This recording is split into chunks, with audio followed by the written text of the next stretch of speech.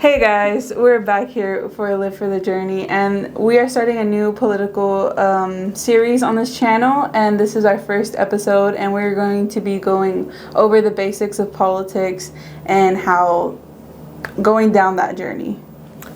Just a preface here, the political views and opinions stated on this podcast do not reflect the Bells.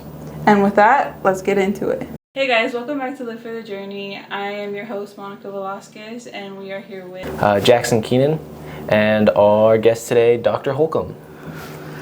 Hi, it's good to be here. I'm David Holcomb, and I teach in the Department of History and Political Science. I'm kind of a long-timer now here at UMHB. This is my 23rd year of teaching, and I often joke that I'm sort of the switch hitter in the department. I teach history and political science, but I've spent most of my time here teaching a lot of intro courses to American government, state and federal government, that kind of stuff. And so love to talk about government, love to talk about politics, especially during an election season. Yep. So I wanted to preface this by saying I know nothing about government, nothing at all, the structure, and that's kind of how this has come to life, because I think it's very important for people to know what's happening in the politics world. But yeah, that's why we have Jackson here, because he has insightful questions. Yeah. Yeah, but I don't know if you want to start. Okay, yeah, we can start. Yeah. So, Sounds good. my first question is, especially during an election year, could you describe how, kind of like the structure of an election? Sure.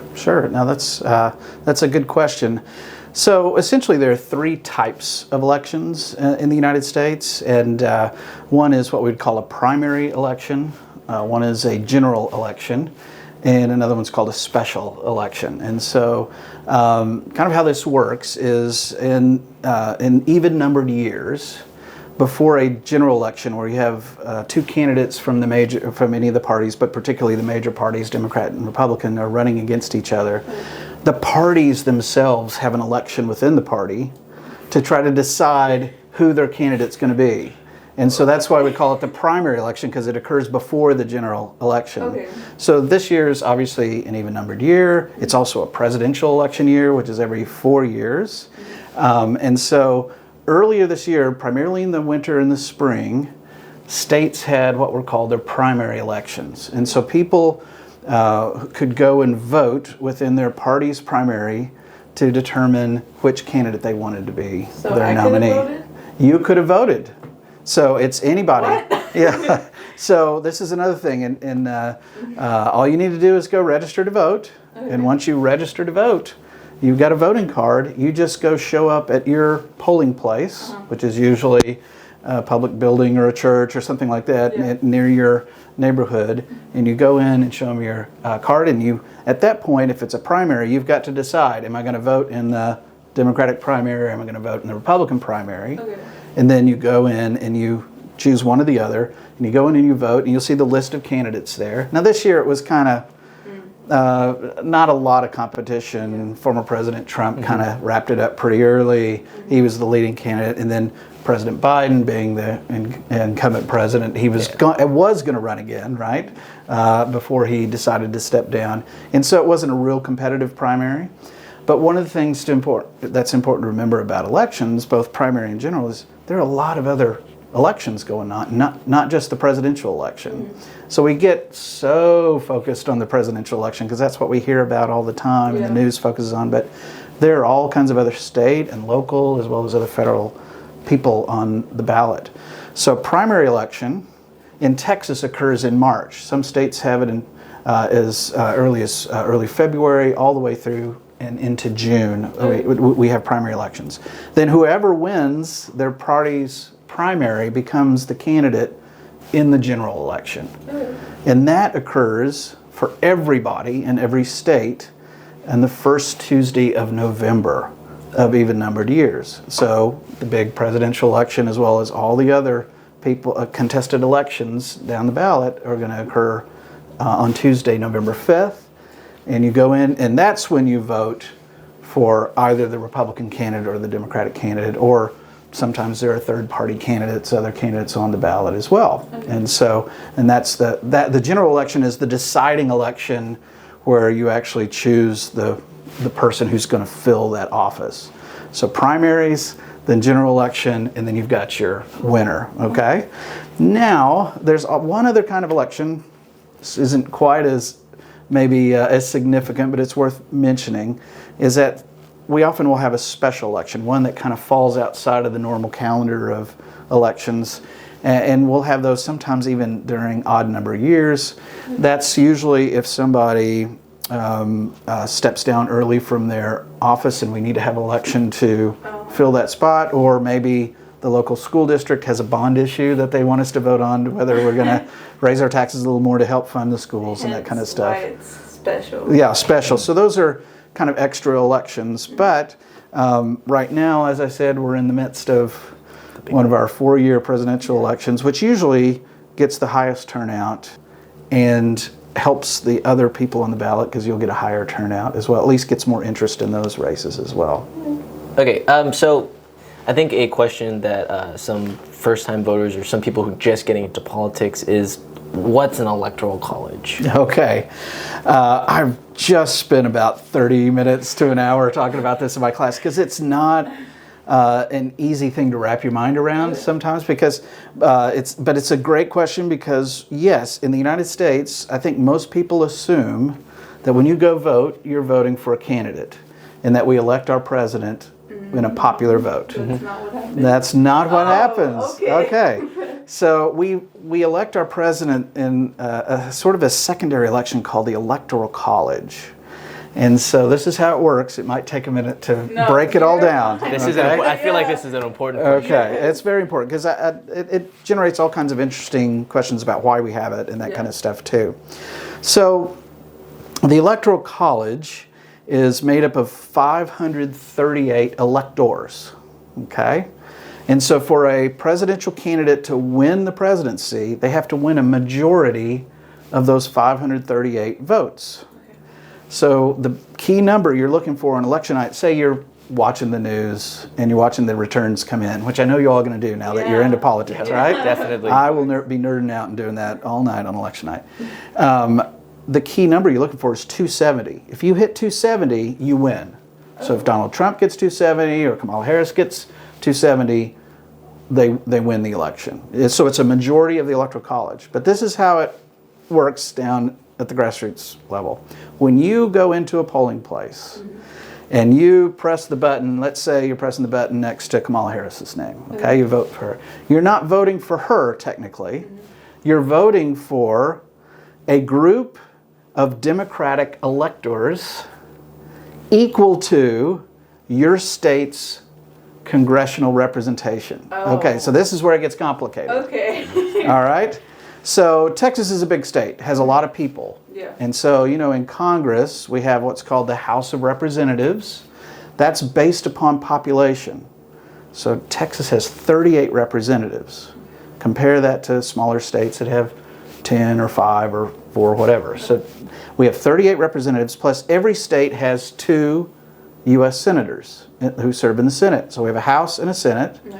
House is based upon population of the state, and then it's equal representation of each of the states in the Senate. So if you totaled up all of the House members, there'd be 435, and then you add 100 senators, 535, and there are 3 electors from Washington, D.C., from the District of Columbia. So that's what gets you to 538. So when you go vote, you're voting for, if you press the button or fill in the dot next to Kamala Harris, you're voting for 40, if you're in Texas, 40 Democratic electors. But if you had voted for Donald Trump, there's a separate group of 40 Republican electors. Okay. And whoever wins the vote in that state gets all of their electors to go vote in the Electoral College, and the others stay home. What? It's kind of crazy, isn't it? So in most states, there's 1 or 2 exceptions to this, but for our purposes here, we're going to try to keep it as simple as possible. It's a winner-take-all system. So all Donald Trump or all Kamala Harris has to do is to get 1 more vote than their opponent, and all 40 of their electors get to go vote in the Electoral College, and all of the other one stays home and don't get to vote at all. That seems kind of whack. So Very confusing. it's confusing. So you're trying to win obviously as many electoral college votes as you can. Okay, and so those electoral college votes are from us? Well, those electors are selected. Now we're really going to get in the weeds here. Just a word of warning. Yeah. Okay. So the 40 Republican electors are selected by the state party convention that meets in the summer of electoral. They have a big There's a lot of convention, meetings. and yes, lots of meetings. And then the Democrats have their annual convention in Texas too, and that's where they choose their 40 electors. So it's like representative. Yeah, Must be very so important. it's not Yeah. literally. In fact, the members of Congress are barred from being electors, but you get the number from the amount of representatives and senators you have, but the people are different. Okay, they're people that are selected at their state conventions, and yes, they typically are very active people in the parties, leaders in the parties, but they just can't hold a federal position. So this is why, and we've seen it very recently, a couple of times in 2000 and 2016, we have this is partially why, we have this weird situation where the person who wins the popular vote loses the electoral college and loses the election. You lost me. So popular vote still matters in that obviously you want as many people to come vote for your slate of electors as possible. So that determines who gets those electoral college votes.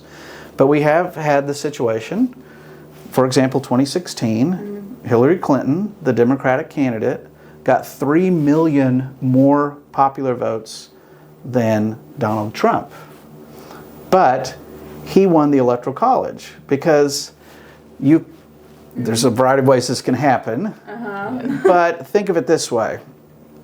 Because the electoral college is so important, really just the states that are very closely contested are the major ones that the candidates are going to spend their time, where they're going to spend their time campaigning. So for example, if you're in Texas, pretty much a foregone conclusion that Donald Trump's going to win Texas. It's a Republican state. But if you're in California, pretty much a foregone conclusion that Kamala Harris is going to win California. So they have a lot more votes, and even electoral college votes in those states. So the turnout might be lower in those states because people feel like it doesn't really matter. We know this is going to go Republican. And then other states that might have a smaller number of electoral college votes might have a higher turnout. And the way those votes fall out, it could lead to this weird anomaly as to somebody winning the popular vote but losing the electoral college. And it's the electoral college that determines the presidency. Wow. And that's only happened a few times. Happened in recently in 2016 and 2000, and prior to that, 1888. So A few times. yeah, just a few times. But that's how we elect a president. Now, some people would say that sounds very undemocratic, right? 3 million more people voted for one candidate and they lost. But it was put in there by the framers of the Constitution, in part to give smaller states more of a voice and a stake in the election than it would otherwise. And there's some other. So is that why, like, seeing like presidential, like, when they go out and like talk at the, like, what are those called? Where they just go campaigning and that kind of stuff? Yeah. Campaigning. Right. When they do that, is that they're just trying to win states? Yeah, they're focused. So for this year, for example, they feel like the states that are going to decide the election are Wisconsin, Minnesota, and so they're going to spend more time there. Why would you spend much money on television commercials or spend a lot of time in Texas or California? You know who's going to win. Okay, so it really just kind of come down to the Ohio will be important, Pennsylvania will be important, that kind of stuff. So my question would be, would like popular vote in a way be checkers and the electoral college would in a way be like the chess version of an election? I think that's a good analogy in a lot of ways. And I do think there was some elitism built into our system too, because when our Constitution was framed, yes, they spoke a lot about freedom and equality and democracy and all this, but they kind of wanted a group of elites to have the final say in case the average person doesn't make a very good decision. Now, we talked about this in my class. Today, the electors are pretty much legally committed to vote for the candidate that they've pledged to support. But there is the possibility that electors in the past could have, we find out something about a candidate or that's not good or whatever, they could have changed their votes at times. So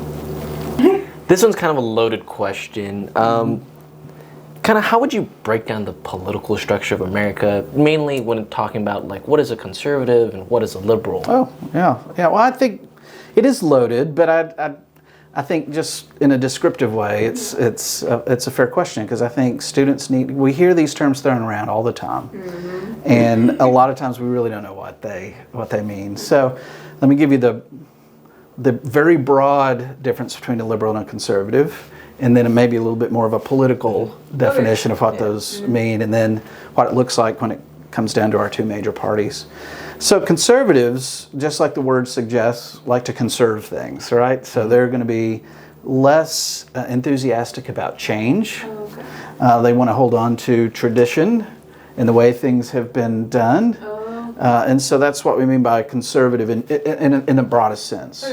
Where liberals are more willing to embrace change and new things. So sometimes these days we call liberals progressives. So they see progress is in change, where conservatives say, well, no, we want to hold on to the way things have been done and the old values and that kind of stuff. And liberals are more likely to say, no, let's do something new and push forward. Now that's the basic definition of the terms themselves. When it comes to a political definition, let me just preface by saying this is overly simplistic, but I think it's a helpful way of looking at it. Conservatives, when it comes to economics, money, government regulation, taxes, those types of things, they're very skeptical about the government and the government role. They want to maximize individual liberty and freedom of corporations and businesses. And so that's conservative. So they believe in lower taxes typically, lower government regulation, lower government involvement in the economy. Just let the individuals pursue their business interest and let the market kind of do its thing. Leave the government out as much as possible. You'll create greater wealth and everybody will be good. But that's actually historically kind of a liberal position in the traditional sense of that term, in that they believe in leaving individuals free to do what they want when it comes to economics. So this is kind of a modern political understanding of conservatism. Conservatives, though, are more conservative in the historic sense when it comes to other areas. So they might be more supportive of government involvement, regulation, or laws when it comes to upholding more traditional morality or values or those types of things. So they would be more open to, say, restrictions on abortion, or more skeptical about same-sex marriage or those types of things, because they would see those as violating traditional mores or values or that kind of stuff. Democrats, which predominantly are liberal these days, but liberals are kind of as we use it in the modern political sense, are kind of the flip side of that. Right? So they're going to be more sympathetic with government regulation and taxation and those types of things in order to try to increase fairness and equity in our economic system, and we don't have such disparity between the rich and poor and those types of things.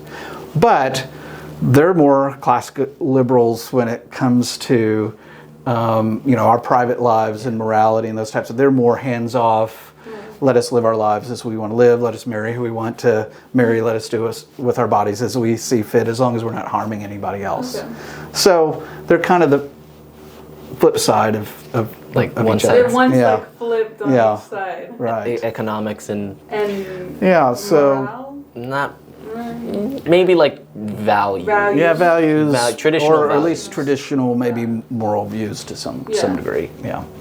So that's it in terms of ideology, conservative, liberal. Now, when it comes to the parties, historically, they've had a mix of both. We're just more. The parties have just kind of changed, and voters have moved around more, that our parties are more ideological now than they used to be. So for example, mid-20th century, if you were to look at the Democratic Party, it had some of the most conservative people in it, but also the most liberal people in it, and a lot of people in between. Republicans back then tended to be more kind of right of center on most issues. Somewhat conservative, but not right-wingers in a lot of ways, depending on what the issue is.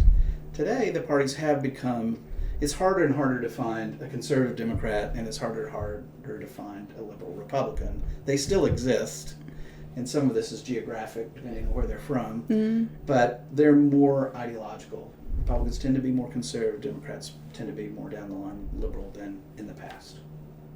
Thanks. Oh, wow. I understand now. Well, it looks like this podcast. It's doing good because I'm like, I'm getting the download of it. All right. Going into the 2024 election, we're now past the Democratic convention and the Republican convention, and we're now cut it down to two main candidates. Mm-hmm. Could you give us like a quick synopsis of Donald Trump and Kamala Harris? Sure. So, obviously, Donald Trump has already served a term as President of the United States, elected in 2016 and served from 2017 to early 2021. And so he's no stranger to this election. He also ran for re-election in 2020 and was defeated by President Biden. And then Kamala Harris obviously is no stranger to high-level politics. She's been serving as the Vice President of the United States in the Biden administration.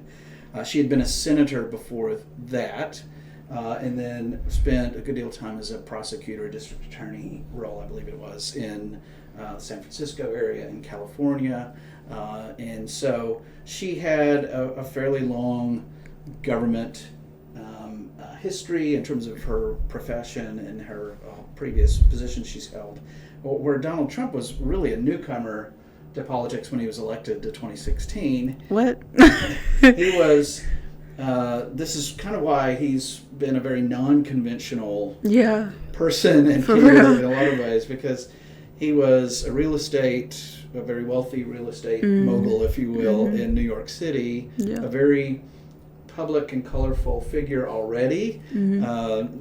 He was on television shows, had his own show, The Apprentice, had a book about business that he... The WWE. He was into all kinds of things. You would see him on nighttime talk shows, and he was a public figure, but not a politician. But he was known as being pretty flamboyant with his money, and his private life was always something that got a lot of interest and discussion, just to put it that way. And had, kind of a brash and flamboyant personality in a lot of ways too, and so that got him a lot of attention.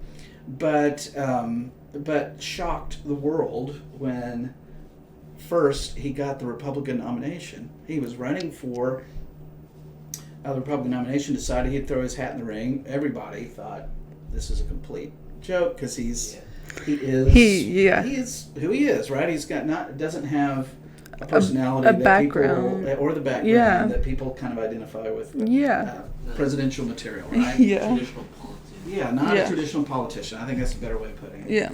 And so everybody thought, well, he'll be out of the Republican primary election. Now that you know that. Now I know what it means. Okay. Really quick, and the favored person was Jeb Bush. Excuse me. And Jeb Bush was former President Bush's brother, who had been governor of Florida. So he was seen as somebody who was a real insider. Everybody thought it was his. That's crazy. He not only lost to Donald Trump, as well as about 6 or 7 other people running for the nomination, but lost big time. He never got over about 2 or 3% of the vote. Trump just starts to build up more and more support. And a lot of it was he began to appeal particularly to working class Americans who felt like they had been left out of a lot of the new economic direction of the world. Globalization, this kind of stuff. A lot of the better working class jobs have been shipped off to other countries, and it left a lot of people frustrated with not feeling like they could live the American dream or achieve the American dream and those types of things. And he tapped into that with sort of an economic argument, but also a lot of sort of, Make America Great Again slogans. He also, I think, the sort of anti-immigrant, strong nationalist language he used, connected with a segment of voters, and it was quite a powerful attachment, and that remains his base to this day. The question has always been, can he attract anybody else other than this really strong base? Yeah. And he was successful in 2016 to get the right states. He surprised Hillary Clinton, the Democratic candidate, particularly in some of those upper Midwestern states, Wisconsin, Minnesota, which had always voted Democratic or historically had, and shocked everybody. I have to admit, I follow this carefully. I watched the polls. A lot of the polls were wrong. Everybody went into election night that a lot of people felt like she was up 2 or 3%. She was going to win. It wasn't maybe as close as some people thought. And I really think a lot of folks were complacent. They thought at the end of the day, the American people aren't going to vote for someone like got a little Trump. too comfortable. Yeah, and I think, and again, I'm not making a judgment one way or the other. Yeah. It's just, I think this is what surprised a lot of people. Mm-hmm. So he's been a non-conventional candidate, but he's figured out a message that really appeals to a significant segment of the voting public. And he's continued to be successful. I think it's telling that there isn't a presence of the Bush family or of a lot of the other longtime Republicans who were the leaders of the party in the past anymore in the Republican Party, or they don't show up at the convention. It's kind of the Trump world now in the Republican Party, and it's reshaped the party. So he's whether you like his personality or the way he does things or not, or whether you vote for him or not, he's been very consequential in changing a whole political party and kind of changing what it means to be a conventional president. So he would be viewed as a liberal. Well, that's a whole other category. His positions have been on a number of issues very conservative, but he mixes in some economic. Oh my gosh! Issues. Okay. So, we don't want to. Never mind. I think one of the most interesting things, like thinking about it, is so my grandparents are very much into politics. They have run a lot of different campaigns in Hawaii. So I always grew up around politics and that kind of thing. I remember so distinctively in 2016 that everybody thought it was Jeb Bush, and then Donald Trump rose so fast and so quickly, and it's hard to, a lot of the new voters here, my age and people just turning 18, probably have a hard time remembering of what the Republican Party was before Trump. Yeah.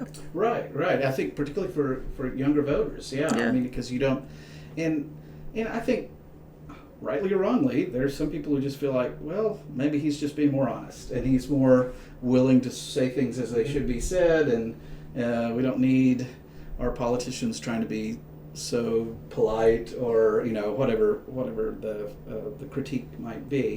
And so this has appealed to at least, some would say there's about 30% of the electorate that's going to follow him no matter what. And if you think about Democrats having a similar following, it's really this smaller group of independent middle-of-the-road voters who make the difference in election. Yeah.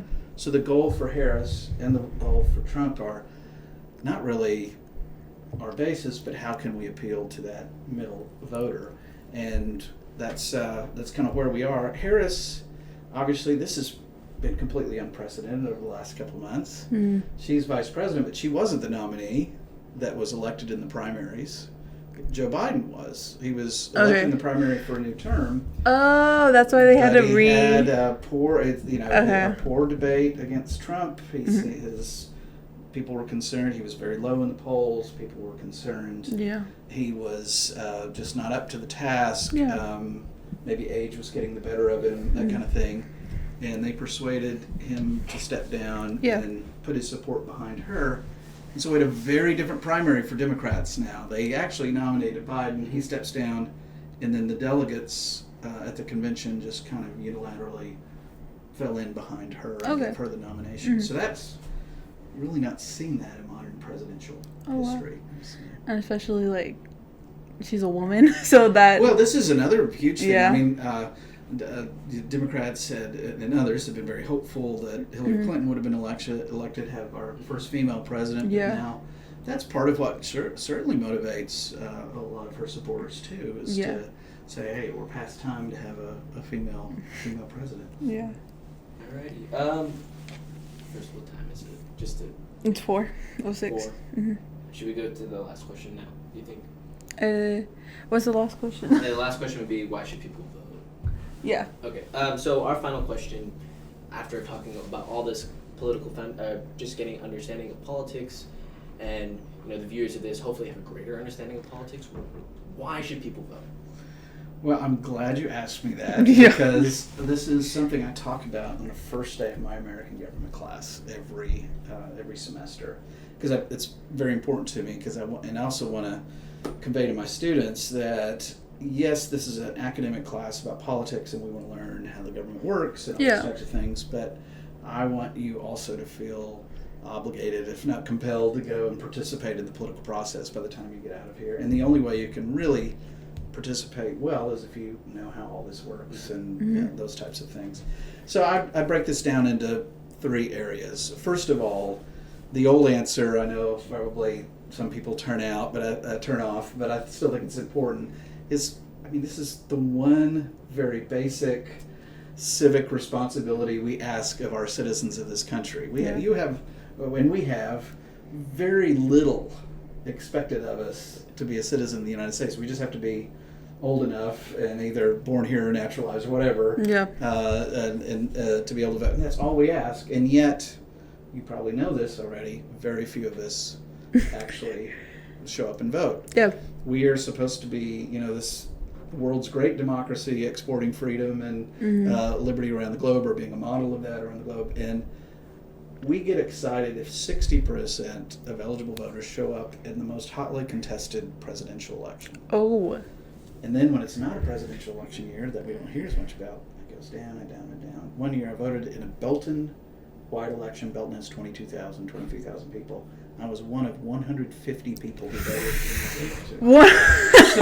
So this is kind of the state of our democracy. So I feel part of my obligation as a professor of political science, not just to teach people how this all works, but tell them this is a civic duty. It's a civic obligation that if you want to call yourself a citizen, not only do you need to go vote, but you need to be informed. Because technically, if you look at, the Greek word that's sort of at the root of non-citizen is someone who's not informed of public affairs, and that's sort of the root word of the word we use today of idiot. So I tell my students, excuse me, it's kind of harsh, isn't it? So my negative reinforcement here is don't be an idiot. Don't be a fool. Get informed and go participate in the political process. Okay.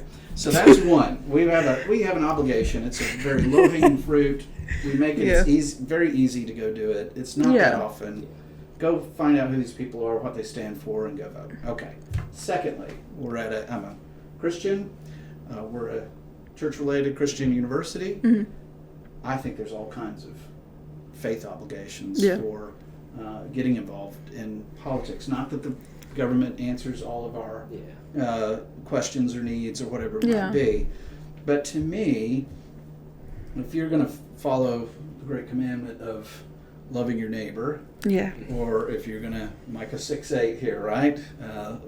Do justice, love mercy. Mm-hmm. If you look at the message that's over and over and over again in the text about not just loving neighbor, but caring for the poor and the needy and the outcast and the immigrant, all these types of things.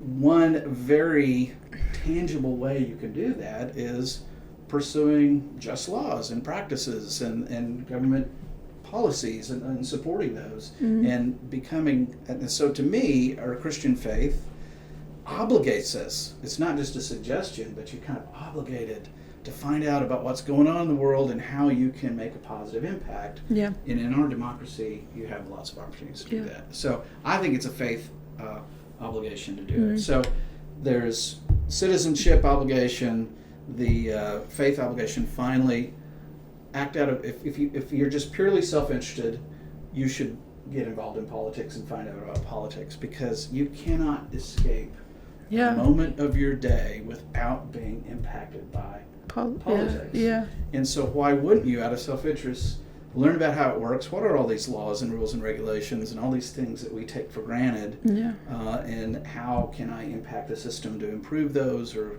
whatever it might be?